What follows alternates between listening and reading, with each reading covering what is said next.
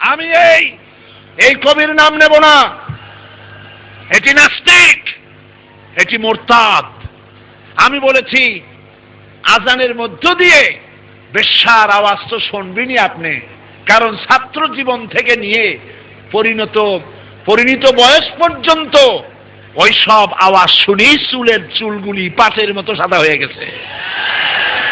চরিত্রহীন কবি, নালায়েক কুলাঙ্গার, মুসলমান নামের কলঙ্ক।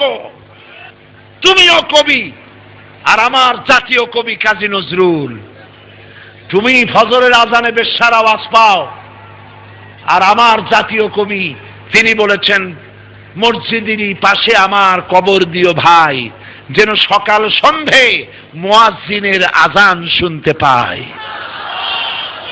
তার এই কবিতা, তার এই দোয়া কবুল হয়েছে কিনা? কবর মসজিদের কাছে হয়েছে কিনা? শুনে রাখো, তোমার মতো কবি কাজী নজরুলের জুতার সমানও নয়।